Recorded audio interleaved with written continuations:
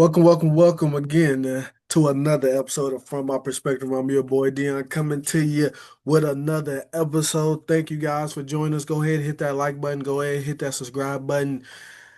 And you guys know I'm joined by the man, the myth, the legend himself, Captain Hater Q. How you doing? Man, what to do what it is. You already know the vibes. It's your boy, Mr. Bell, aka say your name up on this pod. Might not put you the mouth. What's going on, Dion? It's going good. We got a lot to get to, so we might as well go ahead and get to it. We're at the road to WrestleMania. We have no more stops now, as we had Elimination Chamber last week. But again, no more stops, no more exits. If you didn't take a piss, it's too late. We'll see you in Vegas.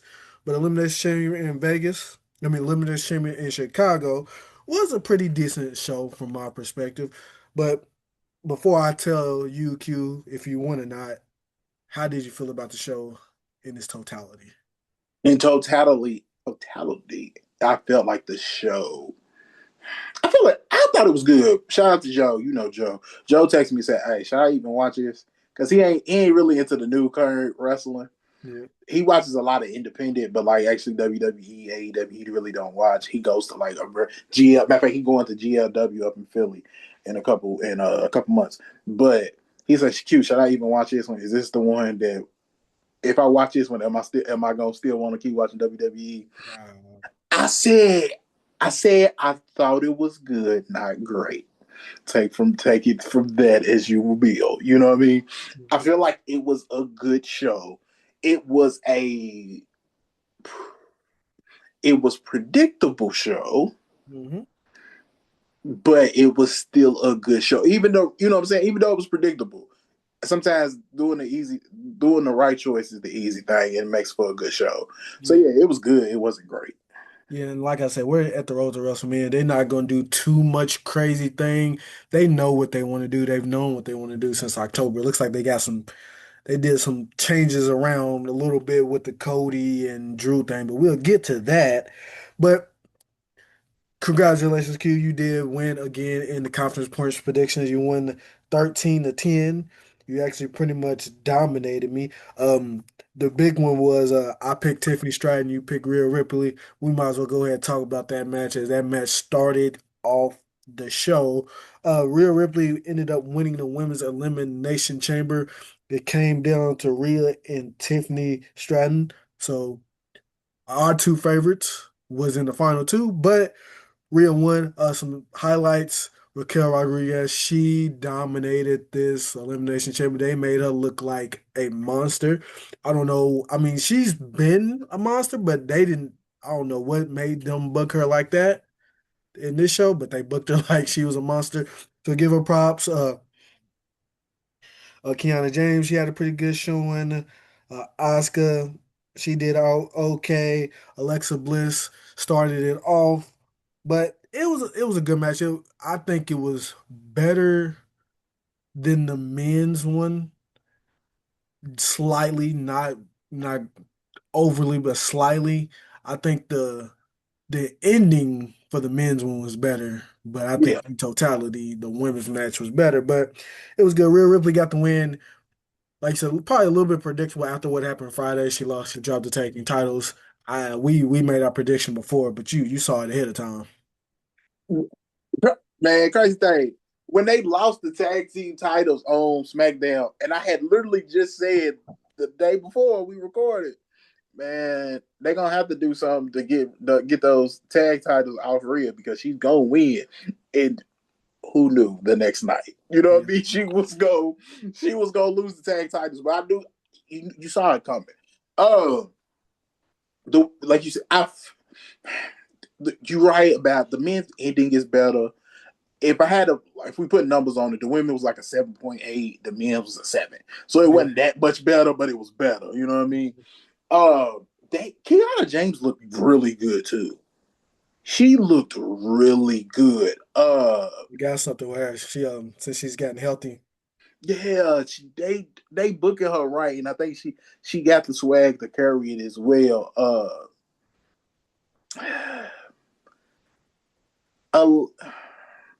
I somebody gotta eat pins, but I don't know. I feel like the Alexa pin. I feel like it should have been a bigger moment. if that Hmm. makes sense. I feel like if you're gonna have her pin Alexa, it should have felt more grand Hmm. because Alexa is a name. She's not just like a mid carder. Nope. I mean, she's big time. She's box office.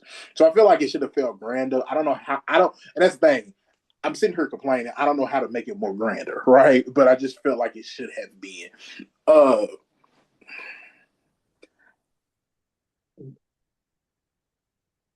my question is just me, right? And this is my question. So if Liv is going after the women's, and then Rhea is going after the SmackDown versus Jade,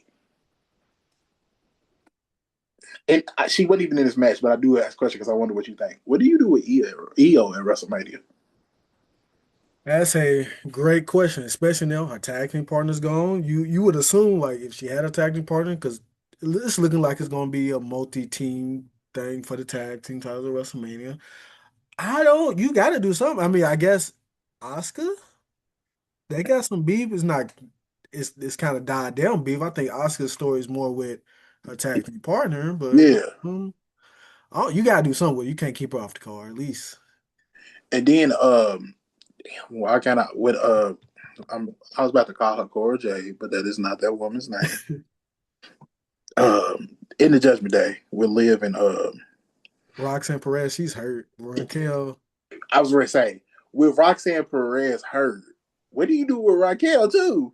Because she don't have no tag team partner, She's definitely gonna be. and you can't book her like that Yeah, and not put her in nothing at WrestleMania. So now yeah. I'm like, Maybe they assuming Raquel will be ready by WrestleMania because they booked her like a monster. Like, where was this? but they do glimpses like that with her, and then it kind of fades, and they put her back in the tag team division, and that's cool because me and you always talk about that need tag teams. But if Roxanne is hurt, what do you do with Raquel? Rhea is gone to face Jay. What do you do with EO? EO don't have a storyline going into, and then we already seen the Intercontinental Women's Championship match. It's going to be a rematch. We'll get to that in a minute, but what do you do with these women? They all raw. So and they all have tag team partners. So that's where my thought went after that match. I know EO wasn't in the match, but that's where I went. My bad. I don't know. They had an emotional send off with Io and Rhea on Raw, so I don't know. We'll see. I mean, I'm excited. I'm starting to get excited for WrestleMania, but that is a good question that I don't know the answer to. But what I do know is going to be Rhea versus Jade Cargill. And how do you feel about that match?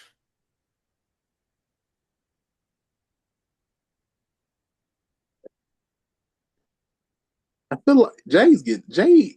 So they had the back and forth on the internet, and from everything I'm reading, it wasn't planned. It wasn't supposed to go that far. Jay got real heat backstage. I feel like if Jay doesn't perform well in this match, they gonna bury her. If not, release her. I hope not. But I mean, I think she can perform well. Rhea Ripley is a great performer if they are only in sync. As long as they in sync, Jade is not she's not a broomstick. She might not be the best technical wrestler out there, but she's not someone that's going she can put on some a solid match. Will she? We will see. I was gonna say we'd have seen her put on solid matches, but she don't get she don't have that many of them opportunities. It did. I felt. I just hope the internet and then all the internet stuff and the backstage stuff doesn't put Jay Cargill in a position where they forcing she's forcing WWE's hand. Yeah, I agree. You know what I mean? And like you just said, we all know she's not the best technical wrestler, so she ain't got that. And at WrestleMania, they do some cutting. They do it Usually every year. do. They do it every year. I know Jay Cargill got a bag, but so I don't know. But as far as that actual match, I just hope it's a good match. Yeah, I couldn't tell you who I think will win because that's just too difficult at this point. it But I doesn't. just hope it's a good match. Yeah, I do too. But you mentioned the Intercontinental Women's title, AJ Lee versus Becky Lynch. AJ Lee won with with Becky tapping out. So AJ Lee is the new women's intercontinental champion, her first title since the Divas title back in the day. I mean, we both picked AJ Lee. You was a little bit more confident than I was. She's going into WrestleMania with the title. It looks like it'll probably be a rematch. So I mean, there's not too much to say. Yeah, I was gonna say they gonna run that right back. It just that's just what it's gonna be. You know what I mean? It ain't gonna be nothing. I don't even think it's gonna be like a stipulations match neither. I heard some people talking about a submissions match, but I don't foresee that neither. Yeah, I don't either. It's crazy. Becky, she has the disarmor, but she has not used that in Lord knows how long. So it's kind of crazy.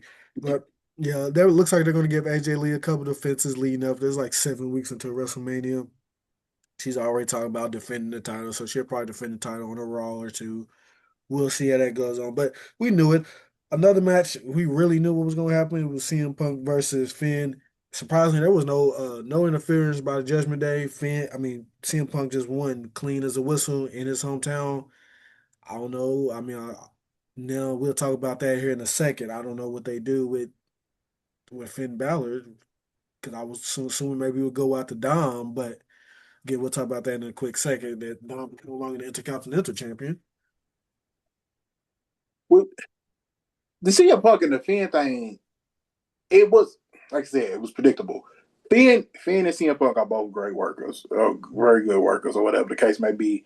You knew CM Punk was gonna let Finn get his shit off. You know what I mean? He was gonna be able to get his moves off. He was gonna be able to be like, man, I'm still good at this. And CM Punk was eventually going to win that match. Um, you can't. It didn't. You're not gonna mess up the money shot. Yeah. CM Punk versus Rome is the money shot. You Yeah. weren't gonna mess that up. Nope. Now that turnbuckle breaking with Finn Balor back in, we still gotta address that at some point. You know, at some It'd be point nice. It'd that be would nice. need to be addressed. But as far as WrestleMania, you ain't gotta do it there. You might have to do it at Backlash or whatever the case may be.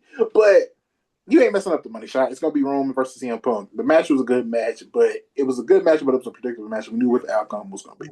Wasn't that into it. But something else, and I'm actually kind of surprised. The discourse online, we both said it. The box was revealed to be Danhausen. Me and you both said it. Apparently, the social media was in flame, like was not happy that it was Danhausen. Oh, no, they was not. I saw our friend Joe. He called it the gobbledygooper, the like the that thing they did back in the day. Like, damn, people was not happy. I know that I'm not that familiar with Dan Hazard. I knew a little bit of his stuff. I knew what he was about. I knew he was a comedic relief character, but people hated it. They was assuming it was Chris Jericho, and I'm wondering like the segments that the box was in was mostly comedic segments. So like, was you expecting it to be Chris Jericho? I don't know.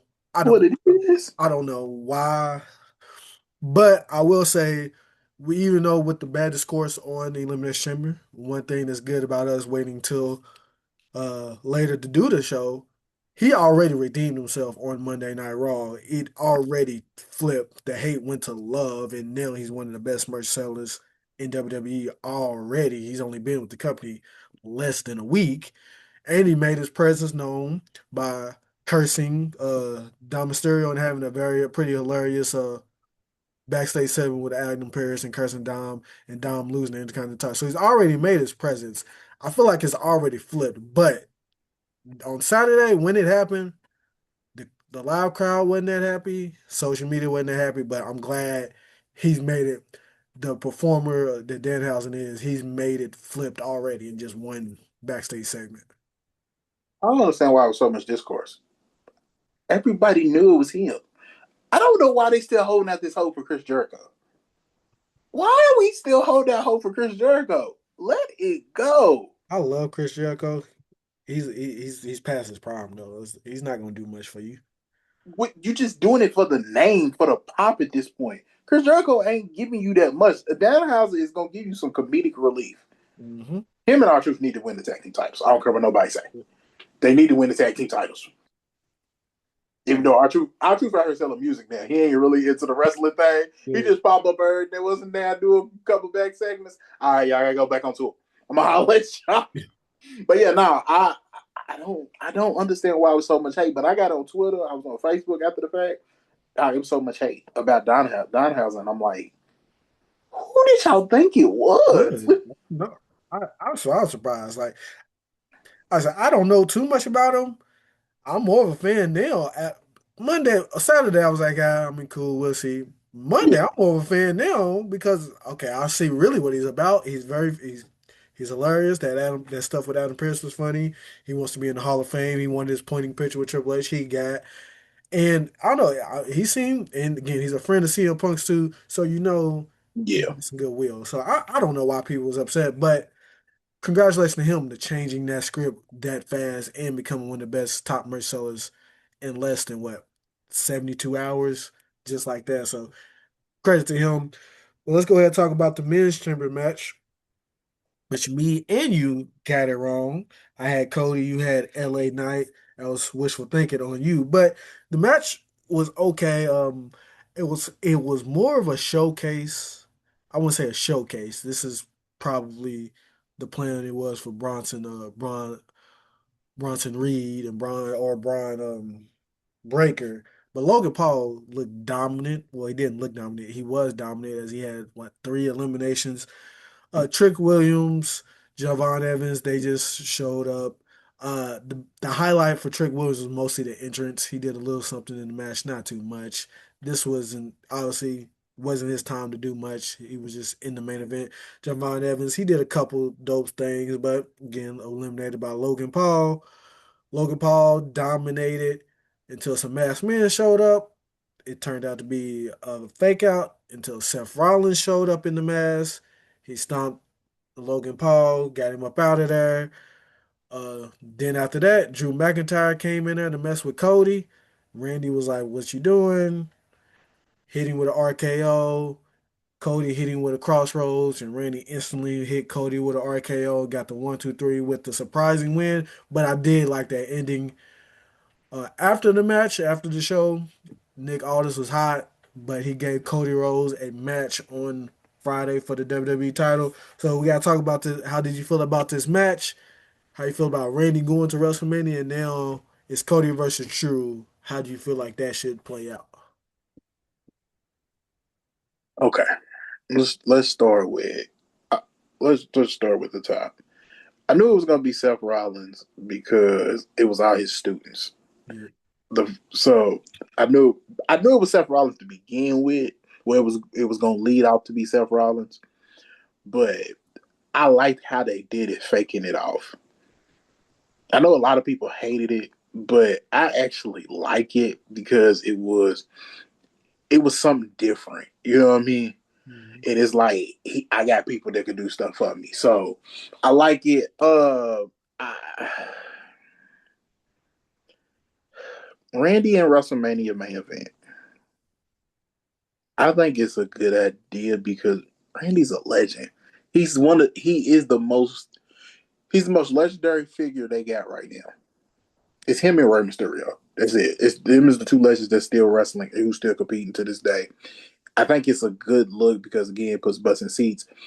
The Cody and Drew match on SmackDown, I'm not a fan of because I think they're gonna Jacob's gonna interfere and Cody's gonna win. Mhm. And then it's gonna be Cody versus Randy. I want it to be Drew versus Randy. I don't think Cody deserves. No, deserves the wrong word. I don't think Cody needs this moment. Put Cody in something else for WrestleMania. Let it be Drew versus Randy. That's just my thoughts. I don't need to see Cody in a real picture right now. Roman went away from the world picture for what, a year or two Yeah, it's a little bit different for Roman because he's not there every day. every day, so it'd be a little bit harder for Cody to stay away. But that's even more so a reason why you hear every day you had this title every day. Okay, do some other storylines. Let you and Jacob go, then let you and Randy have a thing, and then go have a thing with somebody with Damian Priest. I don't know, and then go take some time out of the title picture. I think something. I don't know if WWE is going to change this philosophy, but I do think only having 5 matches on the PLE card kind of hurts them from having non-title feuds. They do non-title feuds, but most of the time those blowoffs is at a main event on a Raw or main event on SmackDown, Mm-hmm. maybe a Saturday Night's main event. They don't do those blowoffs at PLEs. Them PLEs is basically title matches now. I feel like they need to bump that up from 5 to 7. I would like them to. I don't know if they will change that philosophy. I do understand they want they want to give these matches times, but sometimes you might need to bump it up to 6 or 7, depending on the PLE I don't know. I think that's a lot. in a 3 hour span. I think that's a lot. I'm with you with five because like this one was four, and I get it's part of it is the elimination chamber, Yeah, but you need at least five, maybe six, but seven. I don't know. Maybe it's me because I guess because AEW they be having these long match cards and they be going from 3 p.m. to 11 p.m. yeah, sweet. They be having like 13 match cards. I don't know if that's the route I will go. No, I wouldn't do that. That's too Like much. a solid six because it is a lot of filler. Let's be honest, it's a lot of filler, but they need the filler because they got to make the bread back. So Yeah, yeah, like a 5 or 6. I did see that they WrestleMania they looking at 14 to 14. 16. Yeah, 14 to 16. So it'd be 7 or 8 matches each night, which again makes sense. It's WrestleMania. WrestleMania should be like it. Yeah. Yo, your PLEs in the middle. WrestleMania and SummerSlam should feel special. So they should have that many. I don't know, Dion. 7 just feel like a lot, dog. All right, but yeah, we are officially at the road to WrestleMania now. Again, if you didn't pee, you just out of luck. I'm sorry. Hold it. We're going to Las Vegas. Me and Q will be keeping up with it, and then we will have our review and prediction of WrestleMania 42 in Las Vegas. We're not going to shit on it this episode about it being in Las Vegas again, but we will get to that. Trust and believe. Mm-hmm. But speaking of Las Vegas. There's a baseball team that's going to be coming to Las Vegas here in a couple of years. They're not there yet, but they will be. But they have the rights to a quarterback that was the former quarterback of the Arizona Cardinals that has been released. He is now a free agent. Now, Q, I'm asking you if you was a quarterback, you got a bag, you got some quarterback, you got a nice little quarterback bag. You're looked at as maybe you'll probably be a starter if you sign somewhere. You'll probably be a starter, but people don't look at you pretty highly. You're still young. Let me get his age right. Ain't be no older than 27, 26. 20, he's 28. Yeah, Okay. he's 28. 28, yeah. August 7, 1997, so he'll be 29. And we know how baseball players are. They go for a while. But the thing is he'll probably have to start at double A or triple A, If not single A. if not single A. But Kyler Murray, he was a third round. I mean, not third round. He was a first round pick. I think the third overall pick in the MLB, if I'm not mistaken. I will have that information with you guys in just a quick second. But, anyways, the Las Vegas Athletics, soon to be Las Vegas Athletics, said they are open to accepting him if he wants to come. He was ninth overall, 2018. He's a Oh, ninth overall draft pick in the NBA, first overall draft pick in the NFL. That's one hell of a resume, by the way. okay. Yeah. So, but would you give baseball a shot, or would you I try to can't be a go. quarterback again? I can't go from being a star quarterback to the Arizona Cardinals to in the single A. You do it? I can't go to single. I can't go, bro. I can't go to single A. And then that's the other thing. We talking about the Oakland, well, the Las Vegas, whatever they name going to be right now, that Sacramento Athletics. Uh, y'all don't even got a stadium. So when it's time for me to come to the majors, y'all still want me to play in the AAA part? Mm-hmm. I was the starting quarterback of an NFL team. If this was if he had got drafted by like Boston or the Dodgers or the Yankees or anybody else that's like, no offense, currently being better ran, and I know I was going straight to AAA, I would consider it. I'm drafted by Oakland, and I'm probably going to. Man, nah, I'm good. I'm good. I'll just go. I'll go compete for a starting quarterback spot. So looking at Kyler Murray's baseball stats, obviously he was in the draft. He made it. He got drafted. He played for the Oklahoma Sooner baseball team in 2017 as a left fielder.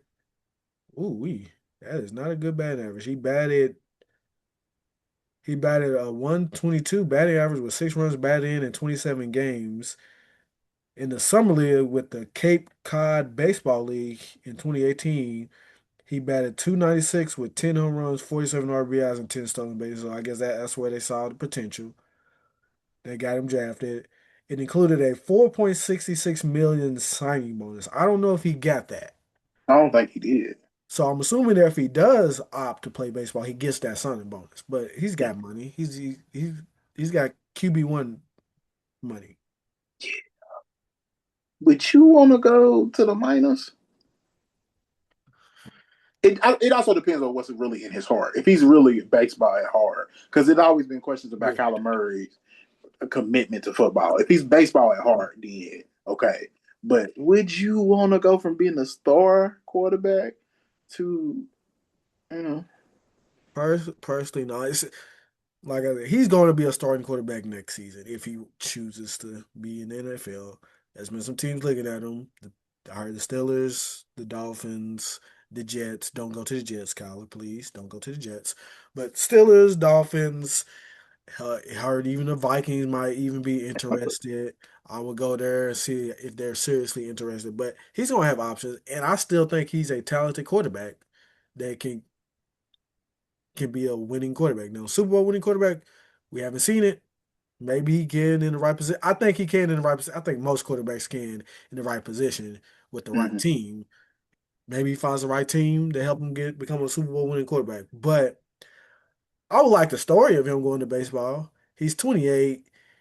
If he goes now, he'll probably be in the majors. If he develops at the earliest, 31, 32.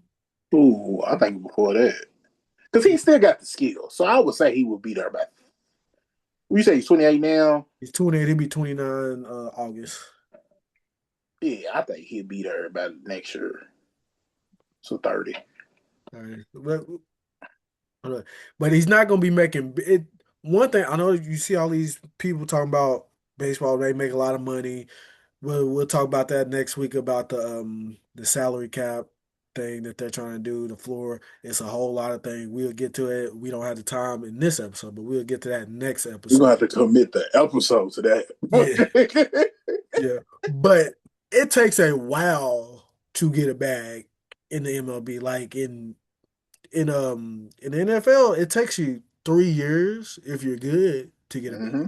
In the MLB, it's like eight, damn near 27, 28. I mean, 7, 8 years till you can get you a legit bag in the MLB. And I'm talking those 10-year, 400 million bags. You don't get that in Mm-hmm. 3 years. It takes a long time to get that because these teams own your rights for like 7, 8 years before they have to do something with you. It's So not like the NBA where you get the rookie contract and then the team gets the opportunity to max. Majority of the time teams ain't gonna max. They're not gonna match the max offer because of the fact they know the other team's gonna match it, so then they lose. It's wasted money or whatever the case may be. I mean, wasted time. So it's the same thing as NBA. You committed to this team until you like 28, 29. yeah. Well, you know what I'm saying? Well, God, they start a little younger, so let's say 27. But nah, I don't. It's just me. I don't foresee him, especially because he has the opportunity to be a starter. Now, if he was going to be a backup somewhere, cool. But he has the opportunity to be the starting quarterback for an NFL franchise, the most glamorous sport in America right now. Yeah. So we'll see, and I think he will be. I'm not sure where he would go, but he's gonna be a starter somewhere. Just to stay off of Call of Duty. That's all. Just stay off. That was crazy that they got released. They was petty for that, but Yeah, just stay off the Call of Duty. But we got another debate. I wanted to, or you mentioned, and I just wanted to continue it. You sent it to me on it's on Facebook. So weird Facebook stuff. It's about Team USA. So these players, as they were in Team USA, and we was asked that we had to cut one. The people that's on Team USA was Steph Curry, Shaq. Now, was Shaq ever on Team USA, or was I? I don't remember Shaq being on because he wasn't on the Redeem team. I don't remember Shaq playing. Yeah, I don't ever remember him being on Team USA, so we can kind of just forget him. Kobe, Michael Jordan, Dwayne Wade, Kevin Durant, Magic Johnson, and Larry Bird. All these guys did play for Team USA except for Shaq, and we're not going to talk about Shaq. But they were asked 94. in '94. Yeah. Pretty good there. Yeah, it's pretty good. But we was asked just that time that they played for Team USA, we had to cut one. In the video that I watched, that you watched as well, that you said, the debate was pretty much between Larry Bird and Dwayne Wade. And I instantly said Dwayne Wade, when he was with Team USA in '08, he was arguably he was there was a debate that he was the best player in the world. It was a debate. Now they're not gonna say he was because it was still LeBron and Kobe ahead of him, but he had a argument, and I truly believe that MVP in '08 should be his, but it wasn't. It's not. It is what it is. And Larry Bird, when he was in Team USA, he was down his back. So I don't understand. I understand Larry Bird is Larry Bird, but if we talking about specifically the time that they was playing for you, Team USA, I'm cutting Larry Bird. You can be the coach. That was that was wild. He said, "Nah, man, I'm gonna put you down to the coach. That's where you at with it now." Because Wade, I ain't cutting Wade. So It was his prime. Shaq. Okay, let me fix it. Shaq was he actually played for the Olympic team in '96. He played for the FIBA team in '94. So let me make sure I get that right. Looking at the roster, right? So I knew you was gonna go with Larry Bird. I knew that's what you was gonna do. All right. Here's my pushback because I'm just looking at the players that's on here. I don't think Larry Bird is the answer. Well, Wade's not the answer. So Okay. who else is it? So you have the Shaq is your center. Yeah. You have Shaq is your center. Shaq is safe because he's the center. There's no other center here. Right. And you need a power forward. Your power forward choice is Larry Bird or Kevin Durant. Okay. You would need both of them. I think you need both of them. You need Magic and Steph because you need 2 point guards. So it does come down to Michael, Kobe, or D Wade. Because I'm looking at it from a building a roster standpoint. I didn't look at it that way, but okay. I'm looking at it from that's what I'm looking at it from a building a roster standpoint. It's Michael, Kobe, or D Wade. You know D Wade my favorite player, dog. D Wade's the choice. If we looking at it from a roster standpoint, D Wade is the choice. If we looking at it from your perspective of just what they did in the Olympics, then yeah, Larry Bird is the choice. But if we're looking at it from building a roster, D Wade's the choice. And honestly, I would cut Larry too because I would rather have Melo because Melo in the Yeah. Olympics was different. You feel me? Yep. But yeah, I think Dwayne Wade's the choice. And what's that? I want to shout out to the Baja. Who is that? Charlie Villanueva, Raymond Felton. They the ones that it's their podcast. That's where I got the clip from. I'm trying to think of the other dude. I can't think. He went to UK, but I can't think of his name. But yeah, that was their podcast. But yeah, man, I think the answer is Dwayne Wade. Yeah. If we're looking at it from building the roster standpoint, not what I they did can't with the Olympics. I can't cut Wade in anything. I'm sorry. Especially not in '08. Not that guy, not that one. Saying he was nice, he was cold. I'm not taking nothing away from that. But Dion, who's the better? Who's better, Kobe or Dwayne Wade? I mean, I've always said Wade is the third best shooting guard of all time, behind the other two guys, Jordan and Kobe. But That's all I'm saying. Dwayne Wade's my dog.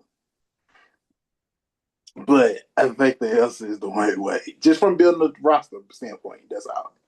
That's all. let's move on. Another debate. This one is I really wanted to ask you too, because you've said it on especially on I think it was the 100th episode podcast Mm-hmm. that your GOAT changes every week.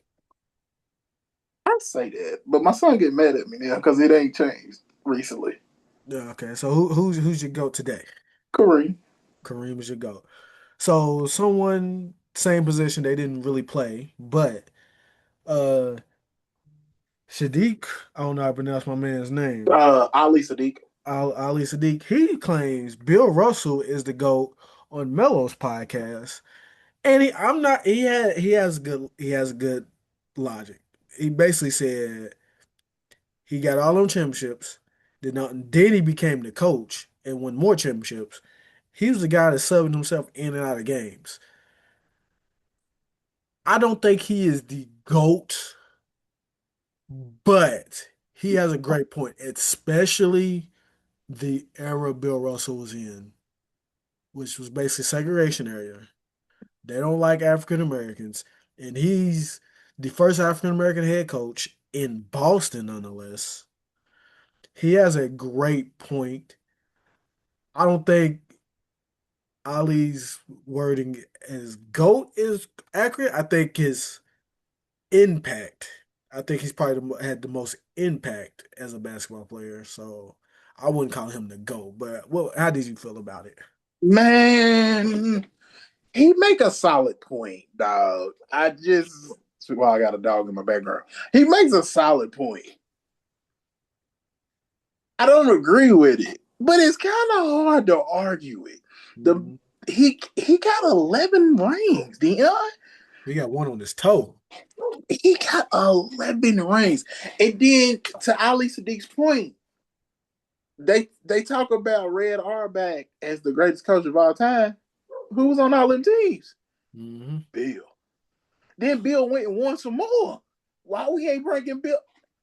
It's kind of hard. It's kind of hard to argue that. And then the thought process, because I was listening to Melo talk about it, the thought process of being able to check myself out of the game, knowing I'm probably the best player or better, one of the top two players on the team. I gotta I gotta watch everybody else's minutes while I watch Mass too. Imagine you got assistant coaches or whatever the case may be, but the staffs they had then ain't like the staffs they got now. No, They got 20 people on the bench now. it's probably like two, three. Yeah. Man, They I probably had regular jobs too. That was a side job. I don't think Bill Russell is the GOAT. That being said, it's I don't think Bill Russell's the GOAT, but they did put Bill Russell in my top 10 as well before he wasn't in my top 10 Okay. because it opened your eyes. I know Bill Russell's competition wasn't the same. He still won 11 of them things. And two of them he was coaching too. As a whole, yeah, man, Bill Russell's in my top 10. But he's not the GOAT. My GOAT is still Kareem. My goal still and does not change weekly, and it's gonna be Jordan. Jordan, I got Jordan, LeBron, 1 and 2. Yeah, nah, I'm not. I can't. I, Kareem, Kareem was too cold, man. Kareem was too cold. He had the same shot. Okay. What was you gonna do with that shot? Nothing. I'm surprised nobody. And the reason people said people don't do it no more because they say it don't look cool. Man, all them points on that stat sheet look cool. He had the most points in NBA history up until what, last year Two, before. two, 2.5, 2 years ago, basically. Come Year and on, a half man. ago. Yeah. No, Shit, man. if I could perfect the hook shot, Wimby, he should try the hook shot. I don't know why he hasn't Put that in his arsenal, maybe. Well, he's 7'5", so it's really kind of already too hard to stop that man. Good point. But one other thing we need to talk about before we get out of here, speaking of Boston Celtics legends, he's not a legend quite yet. He's on track to possibly be one. Hasn't played a single minute this season in Jason Tatum.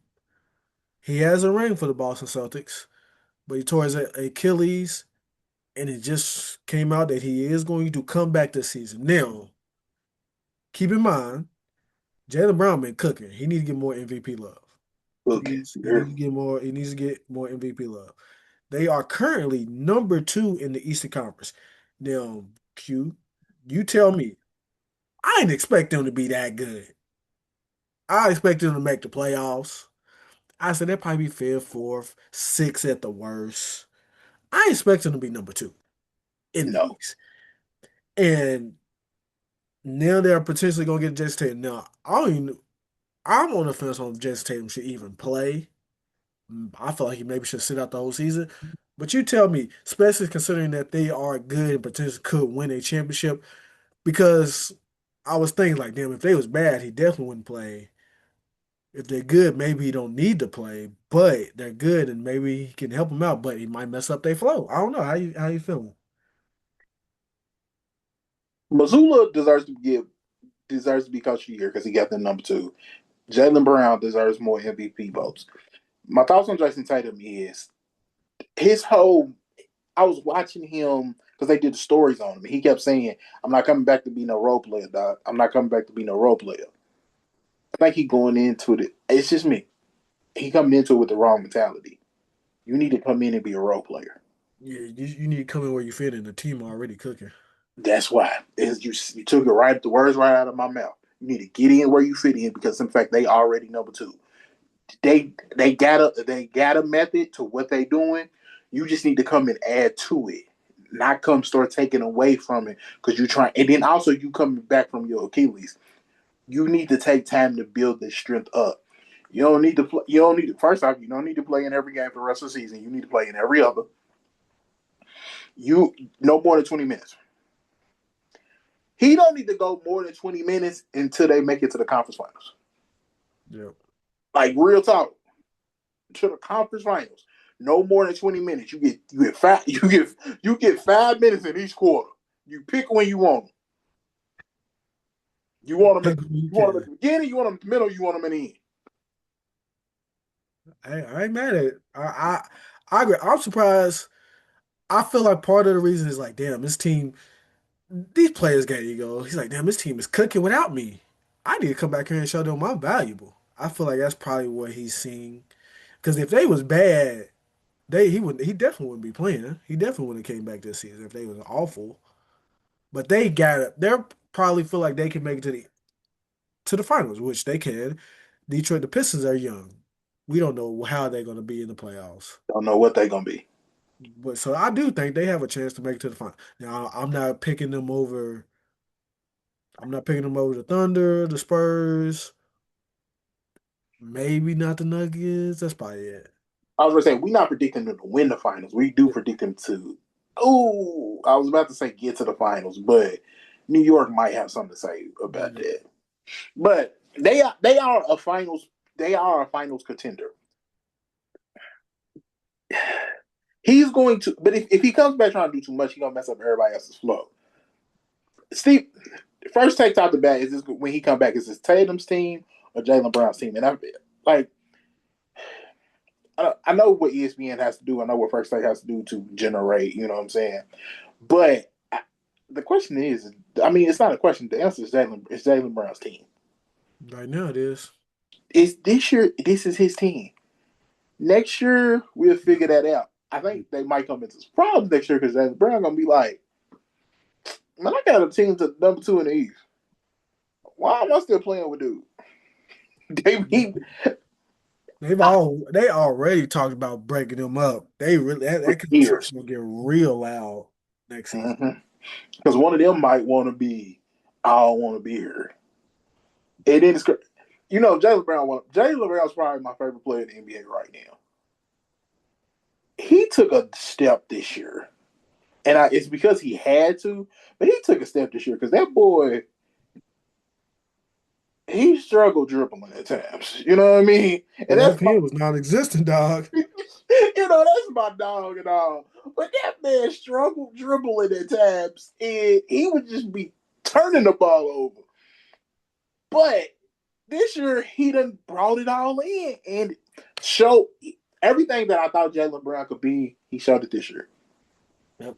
Speaking of Jaylen Brown, on averaging about 34 minutes a game, he's averaging 29 points on 48% field goal percentage, shooting 35% from the three, 78% from the line, getting about 7 boards and 5 assists with one steal a game. Those are MVP numbers right there. Just, can I just be a Captain Hater for a minute, real quick? Mhm. Why are we so quick to give the MVP to Joker, Shay? When Jaylen Brown and Kay Cunningham played majority of their games, and Shay and Joker both missed a lot of time. Sometimes it's all about reputation. Yeah, thank you. Why is there so much reputation on the MVP for an individual season? It's Why are we been like talking that, about? man. Why are we talking about what we know who they are? We know what both of them done previously, but I don't. Do both of them deserve to be in the MVP conversation? Yes, but Jaylen Brown and Cade is there mostly every night. As it were, Shay and Joker both missed a lot of time. Another thing is, why ain't Wimby getting more talk to? And he needs more time. I think Wimby's not getting it because he's third year. So we Man, I think them three should be the top. Those they should be the top three in the MVP race right now. Jalen Brown, Cade, and Wimby. Wimby. I don't think, and don't get like I know Joker is having this crazy statistical season. He has them every year at this point, and but he missed a lot of time. I know it was injury, but whatever the case may be, I think if it's kind of even, we should look at games played. But that's just my thoughts. I ain't trying to take nothing away from Shay or Joker. I just want to big ups Cade, Victor, and Jaylen Brown, but mainly Jaylen Brown and Cade because even Victor been missing time. Victor missed some games, not as many. Yeah, but yeah, I'm excited. Basketball season is coming to a close. We're getting to the meat and potatoes of the playoffs. We talked about college basketball last week. Conference tournament, the women's conference tournament has started. Men's will be next week. It's here, man. March is here. March Madness. I'm excited for it. I know you're excited for it. But thank you guys again for joining us for another episode of From My Perspective. I ain't got nothing to hate on. I just want you to like. I just want you to subscribe and leave a comment in the comment section on who you think should be in the MVP conversation because we think Jalen Brown, Kay Cunningham, and Wimby should be in the conversation, not SGA and Joker even though those guys are great. Give us your thoughts on that. But again, leave a like, subscribe, hit that link in the bio for some merch. Q, go ahead, take us home. Man, you already know the best. It's your boy, Mr. Bell, aka say your name up on this pod. Might not put you tomorrow. Peace.